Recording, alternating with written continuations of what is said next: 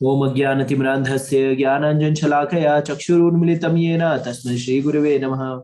श्रीचैतन्यमनोभीष्टं स्थापितं येन भूतले स्वयं रूपा कदा मह्यं ददाति स्वपदान्तिकं। वन्देऽहं श्रीगुरो श्रीयुतापदकमलं श्रीगुरु वैष्णवांश। श्रीरूपं सागरजातं सगण रघुनाथान्वितं तं सजीवं साद्वैतं सावधूतं परिजनसहितं कृष्णचैतन्यदेवं श्रीराधा कृष्णपादान् सगण ललिता श्री विशाखान्वितांश। नमो विष्णुपादाय कृष्णपृष्ठाय भूतले श्रीमते भक्तिवेदांत स्वामी इति नामिने। नमस्ते सरस्वती देवे गौरवाणी प्रचारिणे निर्विशेष शून्यवादी पाश्चात्य देशतारिणे। जय श्री कृष्ण चैतन्य प्रभु नित्यानंद श्री अद्वैत गदाधर शिवासादि गौर भक्त वृंद। हरे कृष्णा कृष्णा कृष्णा हरे हरे, हरे राम राम राम हरे हरे। हरे कृष्णा। अंतर्राष्ट्रीय कृष्ण भावनामृत संघ इस्कॉन अयोध्या आप सभी का हार्दिक स्वागत करता है भगवत गीता की उपाधि के 9वें अध्याय के दूसरे सत्र में। तो आज जो है हम भगवत गीता के 9वें अध्याय जिसका शीर्षक है परम गुह्य ज्ञान। तो आज हम परम गुह्य ज्ञान के दूसरे सत्र में हैं और श्लोक संख्या 4 से आगे की व्याख्या हम इस अध्याय में करेंगे। तो कल के सत्र में हमने बहुत ही विस्तार से देखा था, 3 विषय वस्तु पे ध्यान दिया था कि भगवान ने किस तरह से ये ज्ञान, ये भगवत गीता का ज्ञान, ये जो आध्यात्मिक ज्ञान है, इसकी दिल खोल कर जो है भूरी भूरी प्रशंसा की थी। और ये बताया था कि ये ज्ञान जो है, यह भगवत गीता, ये आध्यात्मिक ज्ञान जो है वो गुह्यतमम है। मतलब एक होता है गुह्य, गुह्य मतलब ये सीक्रेट, और ये भगवत गीता का जो ज्ञान है ये टॉप सीक्रेट है। और ये भगवत गीता का ज्ञान ये उन्होंने, भगवान ने ये भी बताया कि क्यों उन्होंने इस ज्ञान को अर्जुन को दिया। तो अर्जुन को क्यों दिया? क्योंकि अर्जुन जो है वो भगवान से ईर्ष्या नहीं करता। तो अगर हमें ये आध्यात्मिक ज्ञान प्राप्त करना है तो पहली बात, सबसे बड़ा क्वालिफिकेशन क्या है? हमें भगवान से ईर्ष्या नहीं करनी होगी। ईर्ष्या करने से तात्पर्य क्या है कि हमें अपने स्वभाव को समझना होगा कि हम बॉस नहीं है, हम दास है। फिर भगवान ने बताया कि ये ज्ञान 8 पॉइंट हमने विस्तार से देखे कि ये आध्यात्मिक ज्ञान है, ये किस तरह से किंग ऑफ ऑल नॉलेज है। राज विद्या राजगुह्यम पवित्रम इदम उत्तमम प्रतीक्षा भगमम धर्मम सुसुखम कर्तुम भव्यम। ये ज्ञान किस तरह से हमें सुसुख यानी सारे क्लेशों से मुक्त कर देगा और अव्यय है, कभी ये नष्ट होने वाला नहीं है। और अंतोगतो उन्होंने बताया कि वो लोगों का क्या हाल होता है जो इस आध्यात्मिक ज्ञान को नहीं लेना चाहते। वो लोगों की क्या गति होती है? तो वो लोग क्या करते हैं? अश्रद्धा न पुरुषा धर्मस्य परंतपा अप्राप्य माम निवर्तन्ते मृत्यु संसार वर्तमनि। तो जो भगवत गीता आध्यात्मिक ज्ञान को ग्रहण नहीं करते और जो भक्ति में नहीं लगना चाहते, वो लगातार जो है जन्म मृत्यु जरा व्याधि के चक्र में गोते लगाते रहते। तो बहुत स्वाभाविक भी है, क्योंकि अगर आप भगवान की भक्ति नहीं कर रहे हैं तो अंततः अगला जो होगा वो मृत्यु संसार में ही बार बार, अगर आप कृष्ण कॉन्शियस नहीं है, अगर भगवत चेतना से युक्त नहीं है, तो आपके लिए कोई दूसरा ऑप्शन नहीं। आप इस भौतिक जगत में पुनरति जन्मम पुनरति मरणम पुनरति जननी जठरे शयनम, इस भौतिक जगत पे जो है आप जन्म मृत्यु जरा व्याधि के चक्र में पड़े रहेंगे। क्यों? क्योंकि अगर आप भक्ति नहीं कर रहे हैं तो आपकी चेतना जो है भौतिक है। भौतिक चेतना का अर्थ होता है इस भौतिक जगत में ही आपको सुख दुख जो भी है भोगना पड़ेगा। निरंतर जो है एक शरीर से दूसरे शरीर, दूसरे से तीसरे शरीर, इस तरह से 84 लाख योनियों के चक्र में गोल गोल फंसे रहेंगे। तो बुद्धिमान व्यक्ति क्या करता है? इस गोल गोल चक्कर में, जैसे कोई मुसीबत वाली जगह है और आप वहां पे फंस गए, तो बुद्धिमान व्यक्ति क्या करता है? उस मुसीबत वाली जगह से बाहर निकलने का प्रयास करता है। तो हमें भी जो है, हम इस मुसीबत वाली जगत में है, इस दुखालय जगत में है, जहाँ पे कुंठा है, क्लेश है, परेशानियां है, दुख है, अवसाद है, सब कुछ है। तो बुद्धिमान व्यक्ति क्या करेगा? ऐसी परेशानी वाली जगहों से बाहर निकलने का प्रयास करेगा। और बाहर कैसे निकल सकते हैं? बाहर निकल सकते हैं भगवान के पवित्र नामों का जप करके। हरे कृष्णा कृष्णा कृष्णा हरे हरे, हरे राम राम राम हरे हरे। तो आइए हम इस यात्रा में आगे बढ़ते हैं और श्लोक संख्या 4 से आगे की व्याख्या करते हैं। तो मैं स्क्रीन शेयर करता हूं आप लोगों के लिए। तो अध्याय 9 परम गुह्य ज्ञान। अब हम श्लोक संख्या, हमने कल जो है पहले सेक्शन की विवेचना कर दी कि कृष्ण द्वारा परम गुह्य ज्ञान की महिमा को बताना, तो उसकी विवेचना हमने कल कर दी। अब जो है श्लोक संख्या 4 से 10 की विवेचना आज प्रयास करेंगे कि हो जाए। श्लोक संख्या 4। अब श्लोक संख्या 4 से 10 में भगवान जो है अपने ऐश्वर्य ज्ञान के बारे में बता रहे हैं, किस तरह से इस पूरे जगत का भगवान के साथ संबंध है। तो ये जानना भी बहुत इंपॉर्टेंट है। हम लोग सोचते हैं ना भगवान भगवान भगवान, लेकिन भगवान का इस जगत के साथ संबंध क्या है उसको हम यहाँ पे समझने का प्रयास करते हैं। श्लोक संख्या 4। मया तद्मिदं सर्वं जगद अव्यक्त मूर्तिना मत्स्थानि सर्वभूतानि न चाहं ते अवस्थितः। तो यह संपूर्ण जगत मेरे अव्यक्त, ओ कृष्ण, यह संपूर्ण जगत मेरे अव्यक्त रूप द्वारा व्याप्त है। समस्त जीव मुझ में है किंतु मैं उनमें नहीं हूं। तो यहाँ पे बता रहे हैं भगवान की भगवान जो है वो ये संपूर्ण जगत मेरे अव्यक्त रूप द्वारा व्याप्त है। ठीक है, इनविजिबल। तो भगवान जो है, पहली बात तो भगवान पूरे चर, देखिए हमें समझना चाहिए, जैसे भगवान भगवद गीता के 5वें अध्याय में कहते हैं मया दक्षिणे प्रति सूयते से चराचरम हेतु नाने कमते जगत अपरिवर्ते रे। तो सब कुछ जो है भगवान की अध्यक्षता से हो रहा है। ठीक है, उसके बाद भगवान कहते हैं भोक्ताराम यज्ञ तपसाम सर्वलोक महेश्वरम सुहृदम सर्वभूतानाम यत्वाम शांति रक्षति। तो सारे यज्ञ और तपस के भोक्ता कौन है?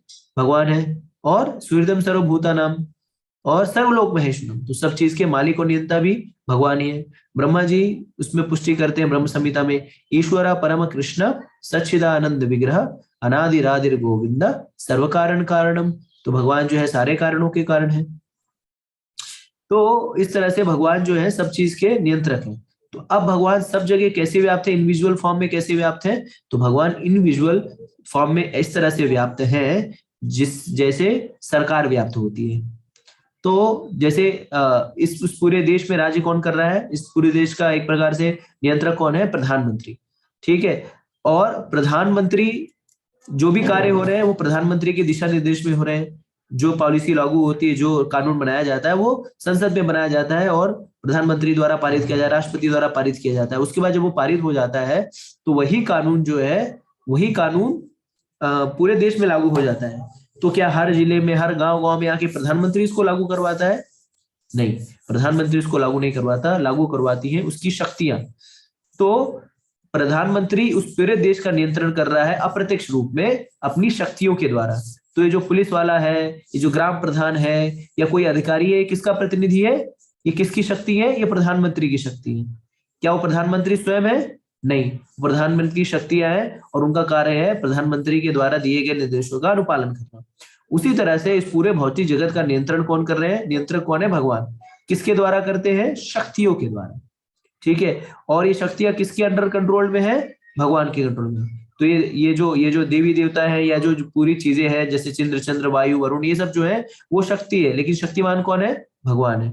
जैसे तो इस तरह से ये सरकार जो है सब जगह व्याप्त है, या प्रधानमंत्री जो सब जगह व्याप्त है, लेकिन कैसे? अपनी शक्तियों के द्वारा। उसी तरह से भगवान जो है सर्वत्र व्याप्त है अपरोक्ष रूप में अपनी शक्तियों के द्वारा। जैसे एक मालिक हो, जैसे एक बिजनेस का मालिक हो और उसके कई कारखाने हो, तो एक समय पर क्या सब कारखानों में बैठता है? नहीं, वो व्यक्ति हेड ऑफिस में बैठता है। ठीक है, जो मालिक रहता है वो हेड ऑफिस में बैठता है। बाकी जो अलग अलग कारखाने वहां पे उसका रिप्रेजेंटेटिव कौन होता है? उसका रिप्रेजेंटेटिव वो जनरल मैनेजर या जो भी बोल दीजिए, वहां पे एमडी जो रहता है उसका रिप्रेजेंटेटिव होता है। तो अब क्या मालिक वहां पे सारे कारखानों में उपस्थित है? नहीं, वो एक ही जगह बैठा हुआ है, लेकिन सब जगह उसकी शक्तियां काम कर रही है। और मालिक ने बोल दिया आज प्रोडक्शन बंद, और तो क्या होगा? वो उसके वहां नहीं उपस्थित होने के बावजूद भी सारा प्रोडक्शन बंद हो जाएगा। या वो कहता है कि आज जो है आधे दिन की छुट्टी, तो वो उसके कहने मात्र से वो सारे जगह जो है आधे दिन की छुट्टी हो जाएगा। तो हर जगह क्या मैनेजिंग डायरेक्टर या जो मालिक है वो पहुंचा हुआ है? नहीं, वो वहां पे है, मौजूद है अपनी शक्तियों के द्वारा, अपने रिप्रेजेंटेटिव के द्वारा। इसी तरह से भगवान जो है चराचर जगत सब जगह व्याप्त है, लेकिन अपनी शक्तियों के द्वारा। ये सारी जो शक्तियां भगवान से पृथक नहीं है। जैसे भगवद गीता में ही भगवान कहते 15वें अध्याय में सर्वस्व चाहम हृदय सन्निविष्टो तो मत स्मृति ज्ञानम अपोहनम च।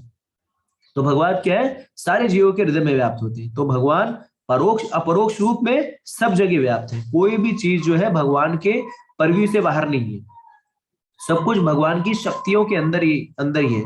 ऐसा नहीं है कि कोई चीज ऐसी भी है जो भगवान के नियंत्रण से बाहर है।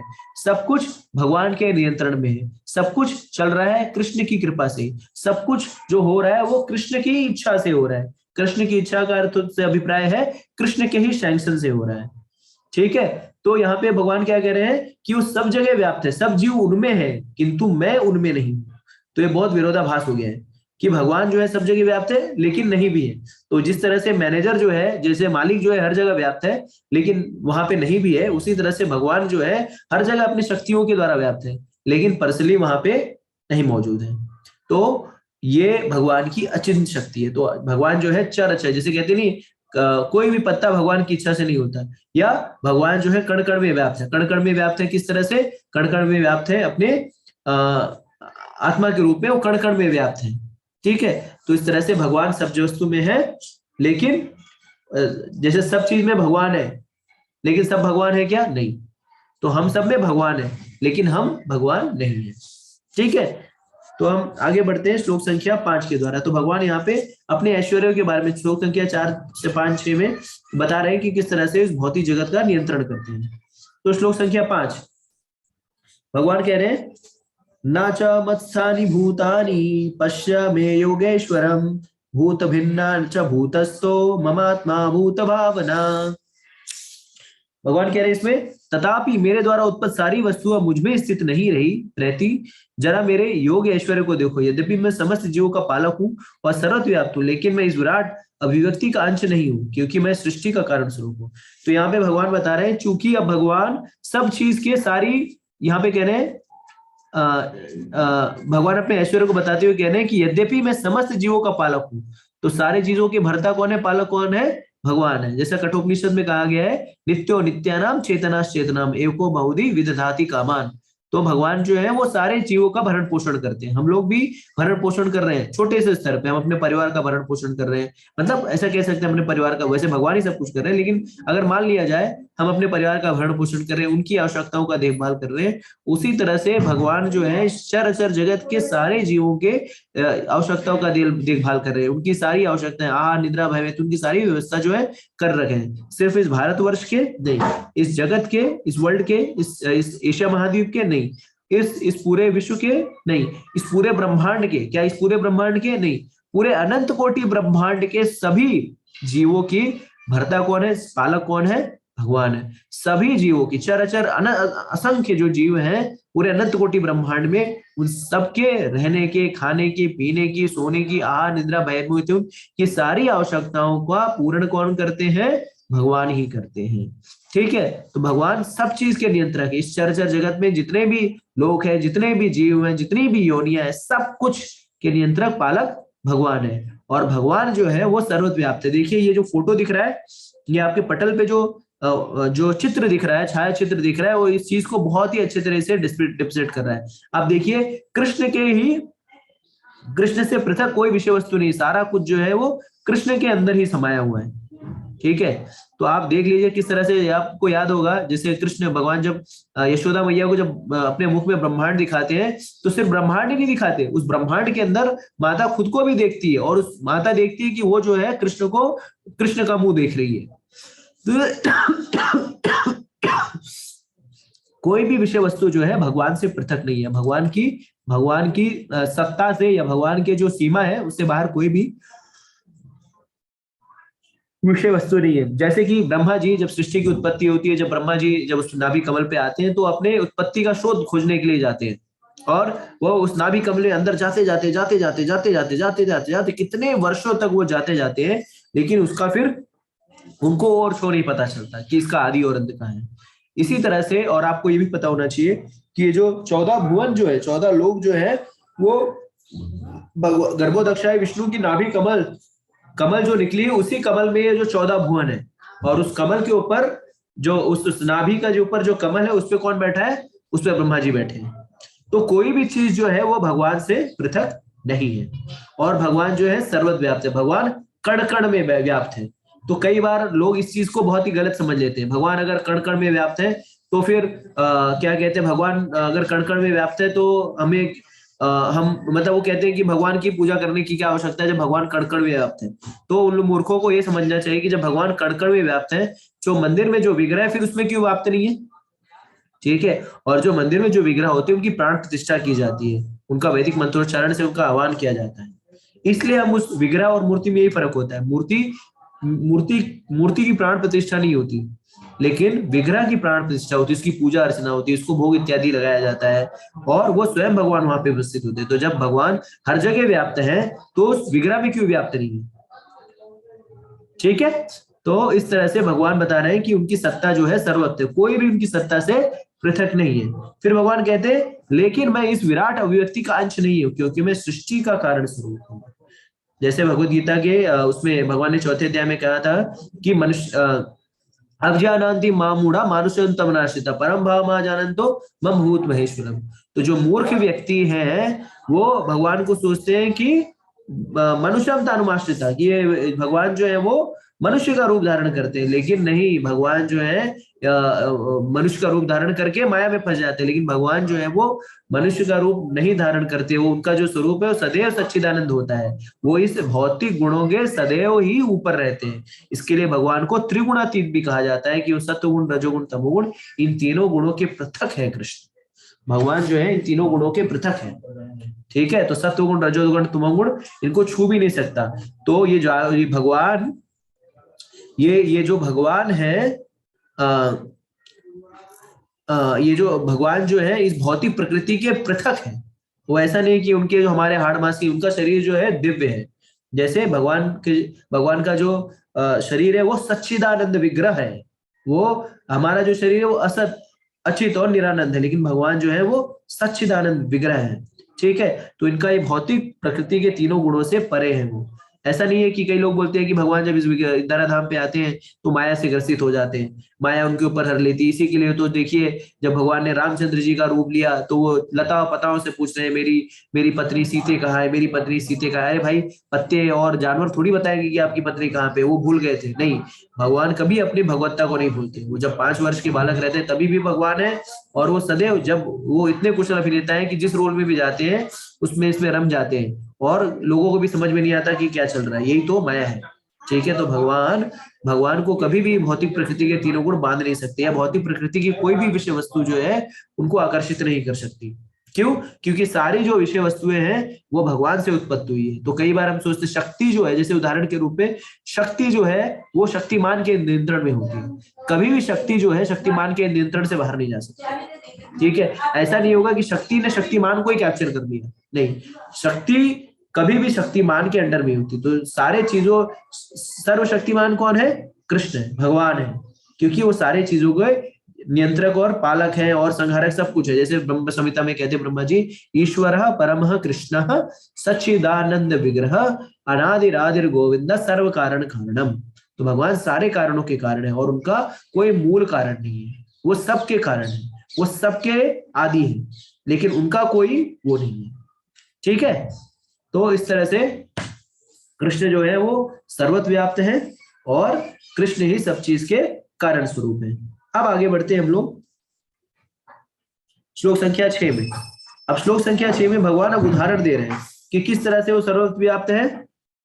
अब उसके विषय में यहाँ पे बता रहे हैं। ठीक है, कृष्ण कह रहे हैं कि यथा आकाश स्थितो नित्यम नित्यम वायु सर्वत्र गामहान तथा सर्वाणि भूतानि मत्स्थानि तुपधारया। तो भगवान यहाँ पे कह रहे हैं जिस प्रकार सर्वत्र प्रभावमान प्रबल वायु सदैव आकाश में स्थित रहती है, उसी प्रकार समस्त प्राणियों को मुझ में स्थित जानो। तो भगवान यहाँ पे बहुत ही अप्रैक्टिकल, जैसे इसके पहले उन्होंने क्या कहा था, इसके पहले भगवान ने कहा था स्टार्टिंग में ही कि कोई भी हाँ, इसके पहले भगवान ने स्टार्टिंग में कहा था कि राज विद्या राजगुह्यम ज्ञान विज्ञान सहितम। ठीक है, ज्ञान विज्ञान, भगवान ने इस ज्ञान को बताया था, ये ज्ञान और विज्ञान दोनों है, मतलब थियरी और प्रैक्टिकल दोनों है। तो भगवान अगर आप देखेंगे भगवत गीता में, तो कभी भी कोई ज्ञान करते हैं, कोई भी नॉलेज देते हैं, तो उस नॉलेज देने के बाद भगवान क्या करते हैं, उसका प्रैक्टिकल एप्लीकेशन भी बताते हैं, एग्जाम्पल भी बताते हैं। जैसे इसके पहले बताया था कि ये राज ऋषियों के ये ज्ञान जो है वो राज ऋषि लेते हैं।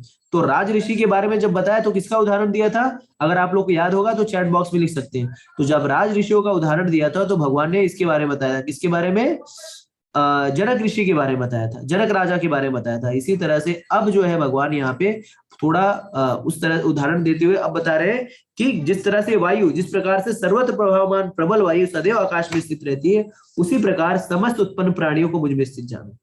तो जिस तरह से वायु जो है आकाश के अंदर ही रहती है, उसी तरह से ये जो सारी चराचर जगत की जितनी भी सृष्टियां हैं, या जितने भी लोग हैं, या जितने भी इसमें जो भी कुछ है, सब कुछ वो किसमें स्थित है? वो कृष्ण में स्थित है। वो कृष्ण से पृथक नहीं है।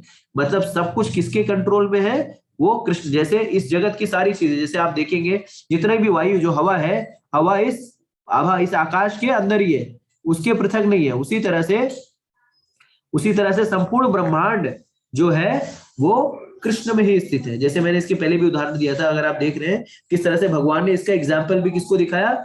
इसका एग्जाम्पल भी यशोदा माई को दिखाया। जब लीलाओं में, जब भगवान की बाल लीलाओं में हम देखते हैं कि एक बार उन्होंने क्या किया, एक बार उन्होंने माटी खा ली, मिट्टी खा ली, मतलब ब्रज की रज को ले लिया। तो ब्रज के रज को क्यों चखा? तो कई आचार्य जो है इस पे बहुत सुंदर टीका करते हुए कहते हैं कि भगवान ब्रज की रज को इसके लिए चखे कि वो, जैसे सब लोग जो है भगवान के चरण रज को चखना चाहते हैं, तो सब हम सारे चाहते हैं ना कि भगवान के चरण धूली मिल जाए, भगवान के चरणों में शरण मिल जाए। तो सब भगवान सोच रहे थे कि यार, कि सब लोग जो है ये मेरे चरण धूली को पाना चाहते हैं, मेरे चरण धूली को पाना चाहते हैं। ठीक है, तो मैं भी देखता हूं कि मेरे भक्तों की चरण धूली में क्या है। मेरी चरण धूली तो ये लोग क्यों पाना चाहते हैं, ठीक है, लेकिन मेरे भक्तों की चरण धूली कैसी होती है ये मैं भी टेस्ट कर लेता हूं। तो इस कारण से भगवान ने मिट्टी खाई, और जब भगवान ने मिट्टी खाई तो एक जो बलराम जी ने उसे देख लिया, और बलराम जी ने माँ को जाके बताया कि कृष्णा ने मिट्टी खाई है, भगवान ने मिट्टी खाई है। तो माता, क्योंकि बच्चा, किसी की माँ, अगर कोई हमारा भी बच्चा मिट्टी खाता है, आजकल तो मिट्टी खाने का दौर ही खत्म हो गया है, क्योंकि लोग जो है मिट्टी में खेलने ही नहीं देते। इसी के लिए देखिए आजकल के बच्चे जो है इतने सो कॉल्ड सुकुवार होते हैं कि उनको थोड़ी सी भी सर्द गर्म हुई तो उनको सर्दी, खांसी, छींक, पता नहीं क्या क्या आने लगता है। क्यों? क्योंकि मिट्टी से उसका कोई संसर्ग ही नहीं है। मिट्टी एक्चुअली बहुत ही अच्छा एंटीसेप्टिक का काम करती है। और अगर आप देखेंगे विदेशों में, तो विदेशों में लोग डेलिबरेटली बच्चों को जो मिट्टी में वो करते हैं, मिट्टी में लोटपोट करवाते हैं। तो हम सोचते हैं अरे मिट्टी लग जाएगी, मिट्टी लगने देना चाहिए। जो जितना मिट्टी में खेलेगा उसका उतना ही इम्यूनिटी स्ट्रांग होता है। और आजकल देखिए छोटे छोटे बच्चे हर बीमारी रहते हैं। क्यों? क्योंकि उनको मिट्टी में खेलने दिया नहीं जाता। घर में फर्श होती है, बाहर फर्श होती है, हर जगह मिट्टी का कोई संग ही नहीं होता। इसके लिए लोग छींकते हैं, खांसते रहते हैं, उनकी इम्यूनिटी स्ट्रांग नहीं होती। तो इसी तरह से भगवान ने भगवान ने जब मिट्टी खाई तो माता ने उनके मुख को खोल करके देखा, और जब मुख को खोल करके देखा तो क्या दिखा उनको? उनको अनंत कोटि ब्रह्मांड दिखा। ठीक है, अनंत कोटि ब्रह्मांड दिखा, कोई बात नहीं। और उस ब्रह्मांड के अंदर उनको ये भी दिखा कि वो माँ यशोदा खुद देख रही है कि वो उनके मुंह के अंदर जो है कृष्ण का मुंह देख रही है। तो ये देख करके माँ जो है भौचिका गई है, उनको भौचक्का रह गई कि ये क्या चल क्या रहा है। ठीक है, इसी तरह से जब ये भगवान यहाँ कह रहे हैं कि सब कुछ उनपे व्याप्त है, तो ये पीछे वाला जो फोटो है, ये जो चित्र है, ये आपको कहते हैं प्रैक्टिकल रूप में समझा सकता है कि किस तरह से सब कुछ भगवान के अंदर ही विद्यमान है। तो यहाँ पे देख रहे हैं सैटर्न, नेपच्यून, प्लूटो या दुनिया भर का जो जीव जंतु सब कौन है? कृष्ण के अंदर ही स्थित है। ठीक है, तो हम सब कुछ, सब चर प्राणी, सब ये अनंत कोटि ब्रह्मांड, बुर्ज खलीफा, ताजमहल, ये वो पिज़्ज़ा की मीनार, सब कुछ जो है, ये सब जो दिख रहा है, मून, चंद्र, वरुण, वायु, ध्रुव, प्लेनेट, ये प्लेनेट, वो प्लेनेट, मार्स, फार्स, सब जो है वो कृष्ण के अंदर ही है। ठीक है, और कृष्ण के अंदर ही व्याप्त, सब कृष्ण के अंदर ही स्थित जानो है। तो हर भगवान सिर्फ पालन ही नहीं करते, उसके अंदर स्थित नहीं, सब कुछ, वायु, सब कुछ पहुंचाने का काम भी, भरण पोषण भी भगवान ही करता है, जैसे हमने पहले वाले श्लोक में इसकी चर्चा की थी। अब जो है भगवान अब क्रिएशन और डिस्ट्रक्शन, मतलब उत्पत्ति और विनाश के बारे में अगले दो श्लोक में, श्लोक संख्या 7 और 8 में बताते हैं। चलिए हम उस पर देखते हैं कि भगवान क्या बताते हैं। श्लोक संख्या 7 में भगवान कहते हैं, हाँ, श्लोक संख्या 7 में अब कह रहे हैं भगवान, सर्वभूतानि कौन्तेय प्रकृति यान्ति मामिकाम कल्पक्षे पुनस्थानि कल्पादो वृषजामयम्। तो भगवान कहते हैं, हे कुंती पुत्र, कल्प का अंत होने पर सारे प्राणी मेरी प्रकृति में प्रवेश करते हैं, और अन्य कल्प के आरंभ होने पर मैं अपनी शक्ति से पुनः उत्पन्न करता हूं। मैं उन्हें अपनी शक्ति से पुनः उत्पन्न करता हूं। तो अब बता रहे हैं कि कालक्रम में ये जो सृष्टि उनके अंदर व्याप्त है, ये जो चीजें हमें दिख रही है, कालक्रम में क्या होता है, इनका पालन और इनका जो है उत्पत्ति और विनाश होता रहता है। तो इस विराट भौतिक अभिव्यक्ति का सृजन, पालन तथा संहार पूर्णतः भगवान की परम इच्छा पर निर्भर करता है। तो कोई उनको फोर्स नहीं करता कि सृष्टि करो, सृष्टि, अरे इस सृष्टि ब्रह्मांड, कोटि ब्रह्मांड बनाओ, ये करो, नहीं। ये सब कुछ जो है भगवान की इच्छा पर निर्भर करता है। तो भगवान चाहे तो सृष्टि करें, भगवान चाहे तो सृष्टि नहीं करे। और हम सारे चराचर जीव जो है इसी सृष्टि में स्थित है। और कल्पक्षाय का अर्थ है, कल्पक्षाय का अर्थ है जब ब्रह्मा की मृत्यु होती है। तो हमने इसके पहले ब्रह्मा के एक दिन के बारे में देखा था। तो 432 अरब, कुछ तो 430 अरब कुछ तो साल है, या 430,000 अरब बिलियन साल जो है ब्रह्मा की आयु है। ठीक है, तो जब ब्रह्मा की मृत्यु हो जाती है, ठीक है, ब्रह्मा कितने वर्षों तक जीवित रहते हैं? ब्रह्मा 100 वर्षों तक जीवित रहते हैं। और ब्रह्मा के 100 वर्ष कितने, एक दिन हमारे कितने दिन के बराबर है? तो 43, और फिर 1 2 3 4 5 6 7 8 9 शून्य, इतना वर्ष जो है मनुष्यों का, इतना वर्ष जो है ब्रह्मा के एक दिन के बराबर है।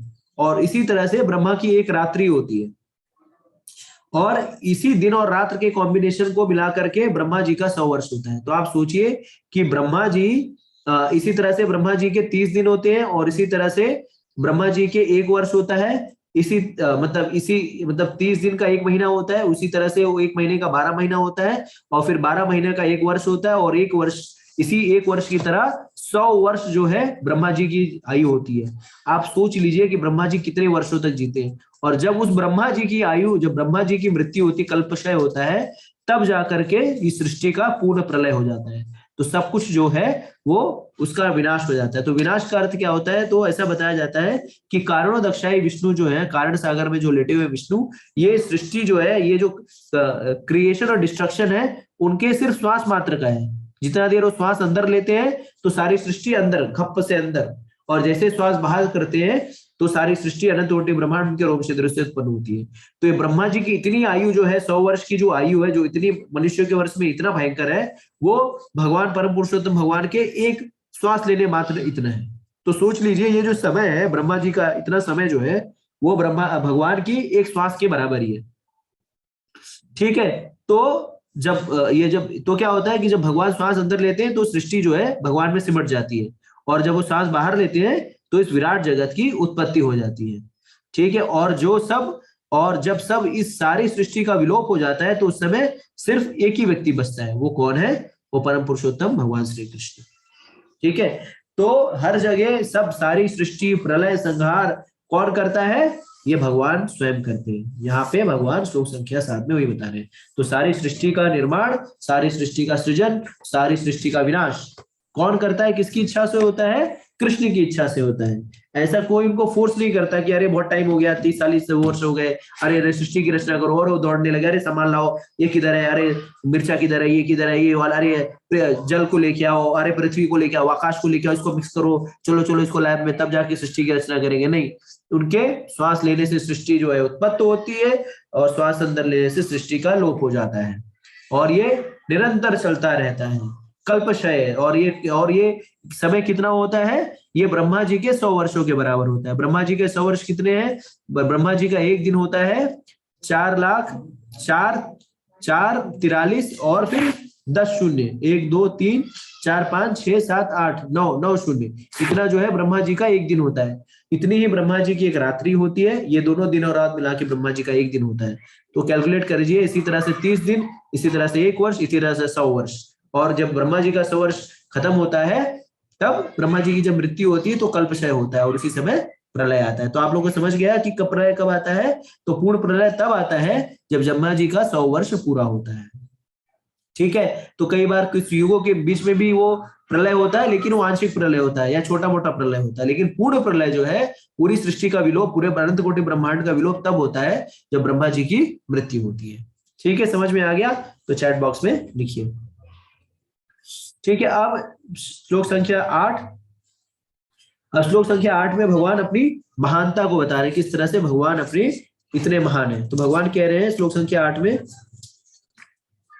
प्रकृतिम स्वाम अविष्ठभ्य वृषाजामि पुनः पुनः भ्रूतग्रामिमं कृष्णम वशम प्रकृते वशात्।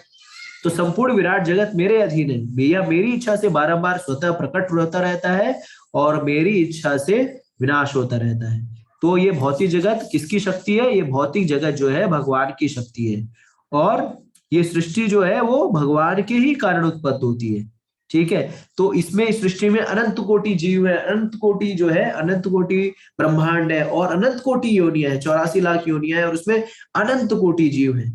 ठीक है, और ये सब, ये सृष्टि, आप सोचते हैं कि ये सूर्य अपने समय पे कैसे आ जाता है, या आप सोचते होंगे चंद्रमा अपने समय पे कैसे आ जाता है, या इस अभी गर्मी का मौसम है, सर्दी का मौसम है, सर्दी अपने समय कैसे आ जाती है, गर्मी अपने समय पे कैसे आ जाता है, वायु जो है निरंतर चल रही है, धारा का प्रभाव जो है निरंतर हो रहा है, बारिशें हो रही है, समंदर जो है पिघल रहा है, फिर इवेपोरेशन हो रहा है, फिर रेनी सीजन आ रहा है, फिर ये सब इतने तत्परता के साथ, इतने सिंक में और इतने प्रिसिशन के साथ कैसे कार्य कर रहा है? कौन है इसको नियंत्रण कर रहा है? तो भगवान कह रहे हैं कि कृष्ण है। कई बार हम कहते हैं नहीं, कौन नियंत्रण कर रहा है, कौन इसको कर रहा है? तो इसको नियंत्रण कर रहे हैं कृष्ण। ठीक है, और ये पूरी सृष्टि, भगवान को कोई फोर्स नहीं करता कि सृष्टि करो सृष्टि करो सृष्टि करो, अरे प्रकट करना है जीवों को, ये करना है। ये सृष्टि का सृजन जो है भगवान ही करते हैं। ठीक है, भगवान ही सृष्टि का सृजन करते हैं और भगवान ही सृष्टि का विनाश करते हैं। किसकी इच्छा पे? उनकी स्वयं की इच्छा पे।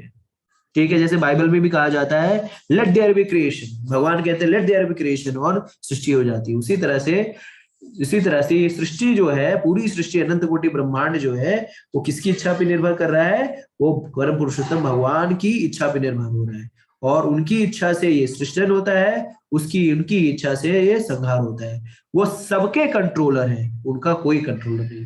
तो आप सोच लीजिए, ऐसा व्यक्तित्व जो सब चीज को कंट्रोल कर रहा है, जो सब चीज का नियंत्रण कर रहा है, जो इतना महान है, जिसके कारण सब कुछ हो रहा है। ठीक है, तो ऐसे व्यक्तित्व को क्या आपको कभी ऐसा नहीं लगता यार कि यार बहुत ही शक्तिशाली व्यक्ति है, इसका हमको शेल्टर लेना चाहिए? मान लीजिए अगर कोई विधायक हो जाता है, या कोई डीएम बन जाता है हमारी रिश्तेदारी में, या हमारा कोई जान पहचान में एमपी बन जाता है, सांसद बन जाता है, तो हम उसकी शरणागत पहचान बनाने पे लग जाते हैं। अरे यार पहचान लो यार, अरे मैं तुम्हारी बुआ का लड़का हूँ, या ये मेरा है, अरे अरे सांसद जी, अरे विधायक जी, अरे अरे, या कोई बड़ा पोस्ट पे हो तो हम उससे पहचान बनाने लगते हैं। लेकिन ये इतना इतना महान व्यक्तित्व है जो सारी चीज का नियंत्रक है, सब चीज का पालन करता है, सब चीज को कंट्रोल करता है, सृष्टि ब्रह्मांड सबका यही कारण है, सब कुछ यही करने वाला है। लेकिन क्या आपको नहीं लगता कि हमको इनसे पहचान बनानी चाहिए, या कोई आवश्यकता है इनसे पहचान बनाने की, इनसे मित्रता करने की? जो सब चीज का नियंत्रण कर रहा है, जो सबका पालन पोषण कर रहा है, जो सबका भरण कर रहा है, वो क्या हमारा भरण पोषण नहीं कर सकता? जो जैसे हम लोग कितना खा लेते हैं दिन भर में, हम खा लेते होंगे 250 ग्राम, 300 ग्राम, 500 ग्राम, 800 ग्राम, और हाथी खाता है 60 किलो एक बार में। इस बार से मान लीजिए 60 किलो खाता है, तो जो 60 किलो की व्यवस्था कर सकता है, वो हमारे 250 ग्राम की व्यवस्था नहीं कर सकता। आप सोचिए कि हाथी, सब जीव, इस जगत में कोई भी ऐसा जीव जो है ना भूखा नहीं सोता। ठीक है, अगर उसकी मान लीजिए प्रकृति जैसी भी हो, आदमी भी अगर खुद नहीं चाहे तो कभी भूखा नहीं सोए। मतलब भगवान जो है सबकी चीज की व्यवस्था करके रखते हैं, सबके लिए। हम ही जो है उस व्यवस्था में व्यवधान पैदा करते हैं। ठीक है, तो जो सबके भरण पोषण की व्यवस्था कर रहा है, क्या वो हमारे भरण पोषण की व्यवस्था नहीं करेगा? भगवान कहते भी है कि क्षिप्रम भवति धर्मात्मा शाश्वत शांति निगच्छति कौन्तेय प्रतिजाना ही नामे भक्ता प्रणश्यति। तो भगवान गारंटी भी देते हैं कि मेरे भक्तों का कभी सर्वनाश नहीं होता, मेरे भक्तों का कभी विनाश नहीं होता। तो क्या हमें कभी भी ऐसा नहीं लगता भगवान जो कह रहे हैं वो सही कह रहे हैं? या अगर भगवान हमें इतनी गारंटी दे रहे हैं, अगर हमारे इतना इतना वो ख्याल रख रहे हैं, तो हमारा भी कुछ कर्तव्य बनता है कि उनसे हम किसी रेसिप्रोकेट करें। ठीक है, अगर हमारा कर्तव्य बनता है, अगर हमें लगता है, तो कर्तव्य का अनुपालन कैसे करें? तो कर्तव्य का अनुपालन कर सकते हैं जब हम भक्ति करें तब। ठीक है, तो ऐसे महान व्यक्ति से पहचान बनानी है आपको, तो कुछ नहीं करना है, आपको सिर्फ उसके पवित्र नाम का जप करना है। हरे कृष्णा कृष्णा कृष्णा हरे हरे, हरे राम राम राम हरे हरे। तो इतने महान व्यक्ति को सिर्फ इस नाम जप से, इसी कलयुग जो है, कल जैसे सारे साधु संतों महात्माओं ने कलयुग को नाम के विषय में बताया है। कलयुग की ओर नाम आधारा, सुमिर सुमिर नर उतराए पारा। तुलसीदास जी कहते हैं कि कलयुग में केवल नाम आधार है, नाम का आधार है, और सिर्फ इसको सुन इसको चैंट कर करके हम इस भवसागर से पार हो सकते हैं। हम इस जगत में फंसे हुए हैं, जन्म मृत्यु जरा व्याधि, इतनी परेशानियां है लाइफ में, हर जगह कलेश है, आदि भौतिक आदि दैविक आध्यात्मिक कलेश है, इतनी सारी प्रॉब्लम्स है। तो हम इससे निकलना नहीं चाहते क्या? हम निकलना चाहते हैं। निकलने का प्रयास कैसे होगा? निकलने का प्रयास तब होगा जब हम भक्ति करेंगे। और मान लीजिए आपको इसमें निकलना भी नहीं है, लेकिन कम से कम हमारा जो, अगर हमें कोई कुछ हेल्प करता है तो हम उसके प्रति कृतज्ञ हो जाते हैं। हम उसको सोचते हैं कि इसका उपकार हम कैसे चुकता करें। उसी तरह से भगवान जो है हमें इतनी सारी व्यवस्थाएं दे रखी है। हमारी सांसें चल रही है, हमें किडनी दी है, हमें लीवर दिया है, भोजन कर रहे हैं पच जा रहा है, उसमें अग्नि दी है, और कोई इसका मशीन दे दिया है हमें, कोई इसको इंद्रिया दे दी है, भोग विलास भी करो, चलो एंजॉय भी कर लो, सब कुछ व्यवस्था कर दी है। तो एक व्यक्ति जो हमें इतना करता है, हमें कोई 100 रुपए अगर मुसीबत के समय दे देता है, तो हम उसके ऋणी हो जाते हैं। उसको जब भी आता है उसको आदर से बैठाते हैं, घर में चाय पानी पिलाते हैं, और उसकी जो भी इच्छा रहती है उसको पूरा करते हैं। तो भगवान हमें कितनी बार मुसीबत से बाहर निकालते हैं। हम लोग फंस जाते हैं कि ये भगवान बस एक बार निकाल दो, एक बार निकाल दो, तो यार मैं बस ना अब इसके बाद से गलती नहीं करूंगा। जैसे कल हम भागवतम में पढ़ रहे थे, तो तीसरे स्कंद के तीसरे 30th या 31st चैप्टर में जंतु जंतु की प्रार्थनाएं हैं। जो भ्रूण जो है वो गर्भ में रहता है, तो उसमें प्रभुपाद जी तात्पर्य में लिखते हैं कि जब प्रसूति का दर्द होता है, जब माताओं को प्रसूति का दर्द होता है, या क्या कहते हैं, जब डिलीवरी, जब लेबर पेन होता है, तो प्राय जो है माताओं की मनोदशा क्या होती है कि किसी तरह से जो है ये डिलीवरी हो जाए, किसी तरह से ये बच्चा जो है मेरे पेट से बाहर आ जाए, और उसके बाद मैं कोई भी गलत काम नहीं करूंगी, इस तरह का कोई भी काम नहीं करूंगी जिससे मुझे जो है फिर से प्रेग्नेंट होना पड़े या दर्द सहना पड़े। तो प्रभुपाद जी उसमें लिखते हैं कि लेकिन क्या क्या कोई ऐसा कर पाता है? जब तक वो दर्द होता है तब तक तो हम इस तरह से प्रार्थना करते हैं कि किसी तरह से भगवान मुझे इस मुसीबत से निकाल दो। लेकिन फिर जैसे हम बाहर आते हैं वैसे ही सब कुछ भूल जाते हैं, और फिर जो है वही गलत गलत काम करने लगते हैं। उसी तरह से जंतु भी कहता है, वो जो जीव जो है हमारे माता के गर्भ में होता है, हम सारे लोग ने वो प्रार्थनाएं की है। मैं आप लोग से अनुरोध करूंगा, आप लोगों को समय मिले तो उन प्रार्थनाओं को पढ़े, या हम एक विशेष सत्र करेंगे उसके विषय में, जंतु की प्रार्थनाओं के ऊपर।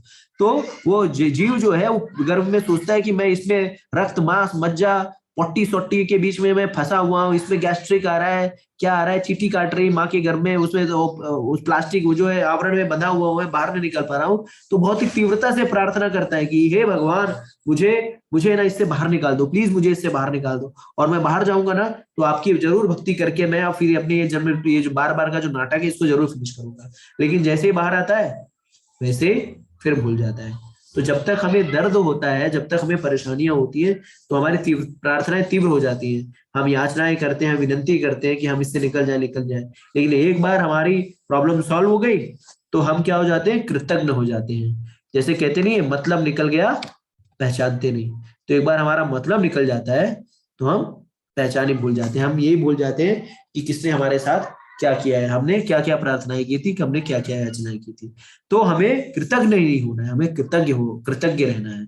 तो अगर हम कृतज्ञ हो जाएंगे ना, कृतज्ञ जो है वो सबसे बड़ा अपराध है। तो कहीं मैं पढ़ रहा था कि कृतज्ञ व्यक्ति जो है वो घोर अपराधी, वो सबसे बड़ा घोर अपराध है कृतज्ञ होना। मतलब अगर सरल भाषा में कहें तो नमक हराम होना या एहसान फरामोश होना जो है सबसे घटिया विषय वस्तु है। तो हम सारे लोग एहसान फरामोश ही हैं। हम इतने सारे जो है फेवर भगवान से ले रखे हैं, इतने सारे फेवर जो है भगवान ने हम पे कर रखे हैं, लेकिन फिर भी हम उनकी भक्ति नहीं करना चाहते, फिर भी हम उनकी शरणागति नहीं लेना चाहते, फिर भी हम जो है उनका संग नहीं लेना चाहते। हम तो पृथक होकर अय्याशियां मारना चाहते हैं, हम तो पृथक होकर एंजॉय करना चाहते हैं। और जैसा कि शास्त्रों में बताया गया है कि कृष्णा भूलिया जीव भोग वांछा करे, माया देवी पासाटे झपटिया धरे। तो कृष्ण को भूलकर हम पृथक रूप से जैसे ही हम भोग वांछा करने का प्रयास करते हैं, माया देवी हमें झपट करके पकड़ लेती है। तो देखिए प्रकृति इस तरह से बनाई गई है कि अति सर्वत्र व्रजे, जैसे ही हम अति करने का प्रयास करते हैं प्रकृति हमें झट्ट से धर लेती है और हमें उठा के पटक देती है। ठीक है, जब तक हम लोग सब कंट्रोल में रहते हैं, नियमित रहते हैं, नियम कानून से काम करते हैं, तब तक हम सही सही चल रहे होते हैं। लेकिन जैसे ही इस इंद्रियों का उपयोग दुरुपयोग करने लगते हैं, वैसे प्रकृति हमें पटक देती है। जैसे कैसे? तो जैसे इस देश का कोई कानून है, और दो तरह के कानून होते हैं, एक नागरिक कानून होता है, एक दंड कानून होता है। तो जब तक हम एक कुशल नागरिक की तरह सरकार के बताए गए नियम कानून का पालन करते हैं, तब तक सरकार हमें कुछ टच नहीं करती, हमें हमें जो है कोई पुलिस वाला तंग नहीं करता। लेकिन जैसे ही हम नियम को तोड़ते हैं, वैसे ही पुलिस पुलिस जो है हमें अरेस्ट कर लेती है, चालान काट देती है। उसी तरह से माया जो है वो भगवान की पुलिस है। तो जैसे ही कोई व्यक्ति जो है कृष्ण को भूल करके भोग की इच्छा करने का प्रयास करता है, माया उसे झपट करके धर लेती है, और जब धर लेती है तो उठा करके पटक देती है। और हम लोग बार बार पटकाए जाते, पटके जाते, लेकिन फिर भी हम सुधरते नहीं। क्यों? क्योंकि हम लोग जो है वो कुत्ते की पूंछ हो गए हैं। हम लोग सब क्योंकि कुत्ते की पूंछ को कितना भी घी भी लगा के सीधा करने का प्रयास कीजिए, वो टेढ़ा ही रहता है। उसी तरह से हमें इतने जूते मिल रहे हैं, जितने जूते मिल रहे हैं, लेकिन हम सुधरना ही नहीं चाहते। ठीक है, क्योंकि हम लोग ढीठ हो गए हैं, या कहें तो हम लोग लतखोर हो गए हैं। ठीक है, तो हमें लतखोर नहीं बनना है, हमें इससे बाहर निकलना है। इससे बाहर कैसे निकल सकते हैं? भगवान की भक्ति करके। भगवान की भक्ति कैसे करेंगे? भगवान के पवित्र नामों का जप करके। हरे कृष्णा कृष्णा कृष्णा हरे हरे, हरे राम, राम राम हरे हरे। समझ में आ गया हो तो हम अगले श्लोक पे चलते हैं, श्लोक संख्या 9 में। तो हम लोग श्लोक संख्या 9 में आ गए हैं। श्लोक संख्या 9।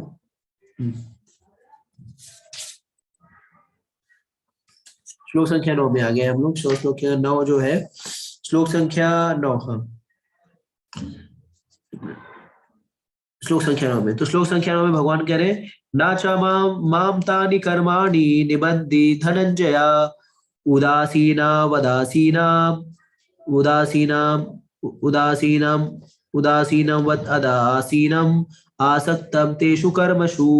हे धनंजय, ये सारे कर्म मुझे नहीं बांध पाते, मैं उदासीन की भांति इन सारे भौतिक कर्मों से सदैव विरक्त रहता हूँ। तो ये प्रसंग देखकर हमें ये नहीं सोचना चाहिए कि भगवान के पास करने के लिए कुछ नहीं है। ठीक है, भगवान जो है वो उदासीन इस तरह से है कि उनको इस शक्ति वो छोड़ करके ये सब बना दिया, कर दिया, उसके बाद अपने शक्तियों को इसको दे दिया, उसके बाद इनको कोई इसमें टेंशन लेने की आवश्यकता नहीं। वो घुस घुस के नहीं देखते रहते कि क्या चल रहा है नहीं चल रहा है। वो इन सारी चीजों के प्रति जो है भगवान एकदम विरक्त रहते हैं। जैसे ब्रह्म संहिता के कहा गया है कि भगवान क्या है, आत्मा रामस्य तस्यास्ति प्रकृत्या न समागमम। तो भगवान जो है वो आत्मा राम है, भगवान जो है आत्मतुष्ट है। तो भगवान को भोग विलास आनंद लेने के लिए अलग से कोई कार्य करने की आवश्यकता नहीं होती। ठीक है, भगवान जो है, भगवान खुद में ही संतुष्ट है। तो ये भौतिक प्रकृति जो है भगवान ने जीवों के लिए बनाई है। भगवान को अलग से भोग विलास, जैसे बोलते हैं भगवान ये लीला करते हैं एंजॉय करवाने के लिए, इस प्रकृति या मजा लेने के लिए करते हैं, प्रकृति का निर्माण करते नहीं। भगवान जो है अपने बच्चों, जीव जो उनसे पृथक होकर भोग करना चाहते हैं, उनकी इच्छा के लिए ये प्रकृति का निर्माण करते हैं, इस भौतिक जगत का निर्माण करते हैं, और उससे वो सदैव विरत रहते हैं, उससे कुछ लेना देना भी नहीं हो, तो कोई इंटरेस्ट नहीं होता। क्यों? क्योंकि वो इस प्रकृति के है नहीं। भगवान जो है प्रकृति के तीनों गुणों से परे हैं। ठीक है, तो उदाहरण के लिए श्रील प्रभुपाद जी बताते हैं, किसका उदाहरण? न्यायाधीश का उदाहरण। तो जैसे जज होता है, तो जज का कार्य क्या होता है? जज का कार्य क्या होता है? जजमेंट देना, या उसका कार्य होता है कि सजा को सुनाना। तो जैसे कोई आता है, जैसे कोई कोई केस आया उसके समक्ष, और उसमें मुलजिम को क्या है, मुलजिम को उसके सजा, उसके जो उसने अपराध किया उसके हिसाब से उसको फांसी की सजा देनी होती है।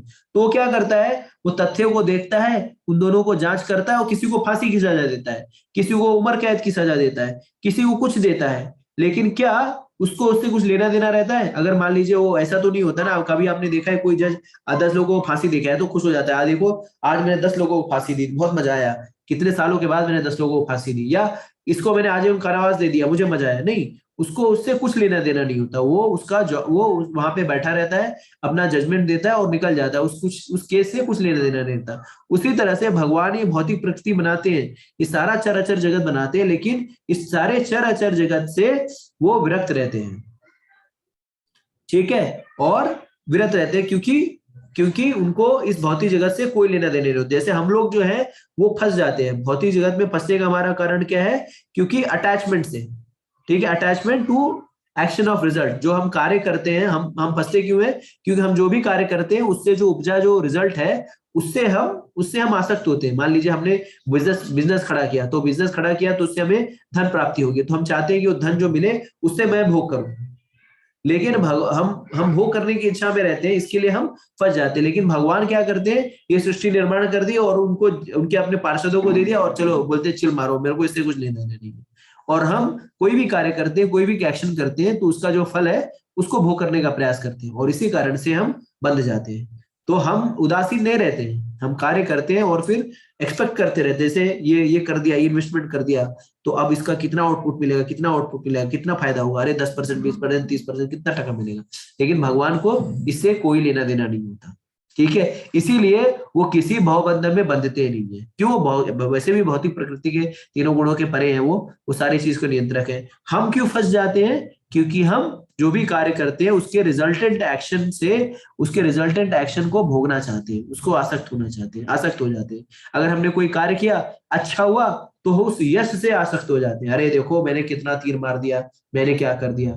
और अगर कोई कार्य किए, कुछ बुरा हुआ, तो उसके अपयश से बंध जाते हैं, उससे अपयश से दुखी हो जाते हैं, या वो खराब फेल हो गया तो दुखी हो जाते हैं, देखो यार मैंने इतना मेहनत किया और फेल हो गया। लेकिन भगवान इन सारी चीजों से उदासीन है। तो हम कैसे चीजों से उदासीन होते हैं? हम चीजों से तब उदासीन हो पाएंगे जब हम ओनरशिप मेंटालिटी से हट जाएंगे, जब हम ये सोचेंगे कि ये सारी चीजें कृष्ण की है, ये सारी चीजें कृष्ण के द्वारा प्रोवाइड की गई है, मैं नियंत्रक नहीं हूं, मैं तो नियंत्रित हूँ, भगवान मेरे स्वामी है, मैं भगवान का दास हूँ। जब हमारी ये प्रकृति, जब ये हमारी ये मनोदशा होगी, तब जाकर के हम इस दिशा से बाहर निकल पाएंगे, इस अटैचमेंट से और इस बंधन से बाहर निकल पाएंगे। तो इससे कैसे निकल सकते हैं? सबसे सरलतम तरीका है, जब जैसे भगवद गीता में आगे कृष्ण कहते हैं, यत करोषि यद दशनासि यद जोषि ददासि यत तपस्यसि कौन्तेय तत् कुरु मदर्पणम। तो सब कुछ हमें कृष्ण को अर्पण करना है, कृष्ण के लिए करना है। ठीक है, तो जब हम सब कृष्ण के लिए करेंगे, कृष्ण को अर्पण करेंगे, तो भी हम इस जो बंधन है, इस बंधन से, इस कर्म फल के बंधन से नहीं बंधेंगे। ठीक है, और अगर आपको कुछ नहीं समझ में आ रहा है कैसे करना है, तो सिर्फ आपको एक चीज करना है, वो है भगवान के पवित्र नामों का जप। हरे कृष्णा कृष्णा कृष्णा हरे हरे, हरे राम राम राम हरे हरे। ठीक है, अब हम आ जाते हैं श्लोक संख्या 10 पे। अब भगवान यहाँ पे बता रहे हैं कि वो सारी चीजों के क्या है? डायरेक्टर हैं। ठीक है, तो इस जगत का डायरेक्टर कौन है? जैसे हम लोग बोलते नहीं कि वो कौन सा, ऋषिकेश मुखर्जी, या डायरेक्टर कौन है, श्याम बेनेगल डायरेक्टर है, या डेविड धवन डायरेक्टर है, या कौन, कोई कोई तो डायरेक्टर है, क्या नाम है, रोहित शेट्टी डायरेक्टर है। तो इस जगत का डायरेक्टर कौन है? इस जगत का निर्देशक कौन है? तो अब यहाँ पे भगवान खुद ही आंसर दे रहे हैं। भगवान कह रहे हैं, मया दक्षिणे प्रकृति श्वेते से चराचरम हेतुनानेव कौन्तेय जगत अपरिवर्तते। तो भगवान कह रहे हैं, हे कुंती पुत्र, इस भौतिक प्रकृति मेरी शक्तियों में से एक है और मेरी अध्यक्षता में कार्य करती है, जिससे सारे चर तथा अचर प्राणी उत्पन्न होते हैं। इसके शासन में यह जगत बारंबार सृजित और विनष्ट होता रहता है।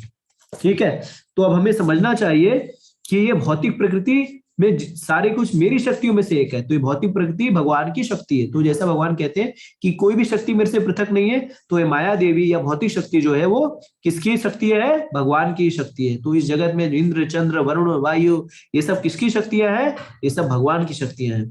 भगवान से पृथक कुछ भी नहीं है। और ये किसके निर्देशन में काम कर रहे हैं? तो कई बार आप सोचते हैं ना, जैसे मैंने कल उदाहरण दिया था कि बिजली, तो कई बार हम लोग कहते हैं कि बिजली जो है आई और चली गई, बिजली आई और चली गई, आई बिजली आई, बिजली चली गई। तो हम सोचते हैं कि बिजली अपने आप आती है और बिजली अपने आप चली जाती है। लेकिन क्या ये बात सत्य है कि बिजली अपने आप आई और चली गई? नहीं, बिजली अपने आप आई और चली नहीं गई। कोई तो पावर हाउस में बैठा है जो उसको ट्रिप करता रहता है। वो स्विच को जाएगा, ट्रिप कर देगा। आज ट्रिप बंद कर दिया तो बिजली, ट्रिप बंद कर दिया, वो स्विच बंद कर दिया तो बिजली चली गई, स्विच चालू कर दिया तो बिजली आ गई।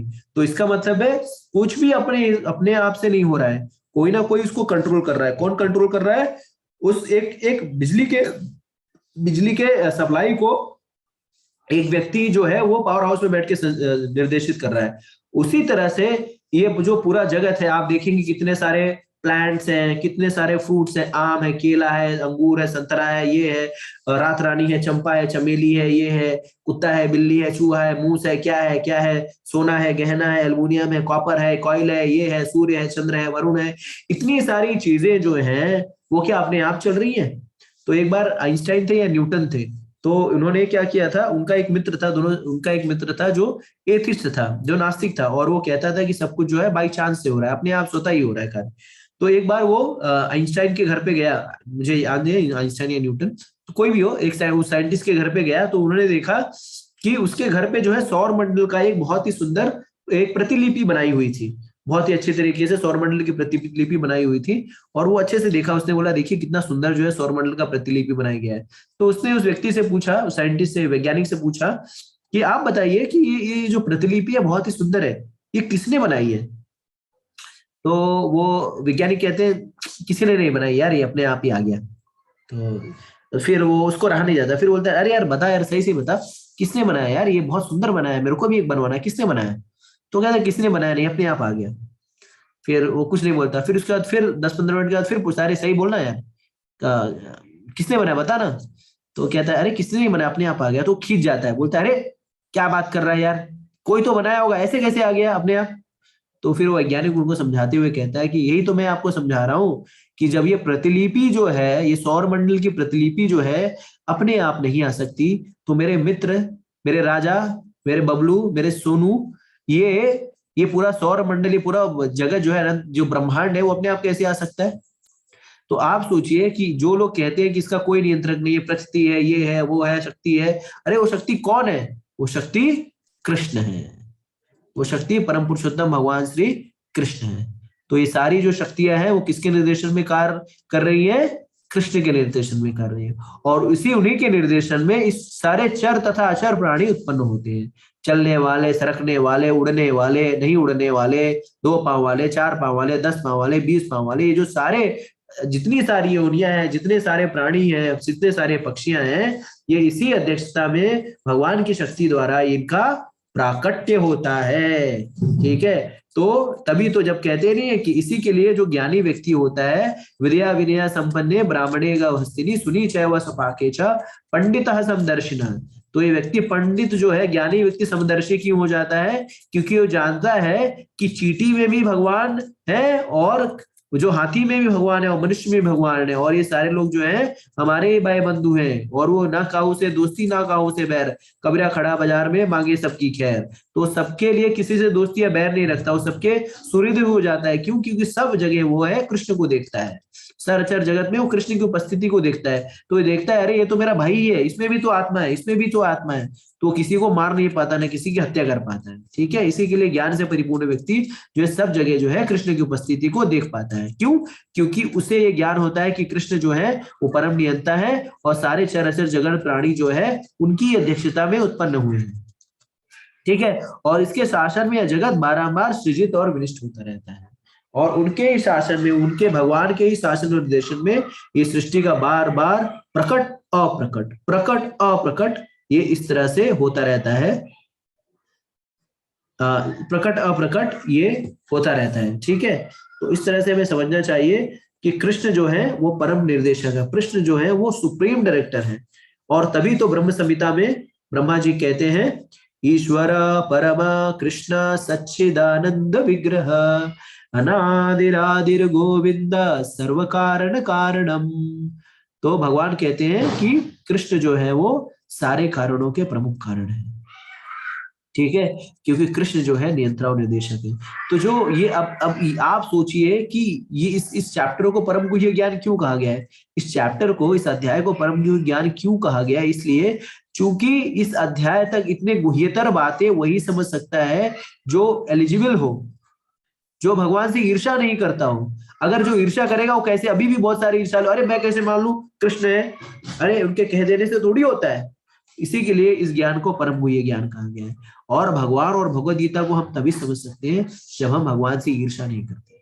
ठीक है। तो ईर्ष्यालु व्यक्ति जो है वो भगवान को नहीं समझ सकता, जो अश्रद्धालु व्यक्ति है वो भगवान को नहीं समझ सकता।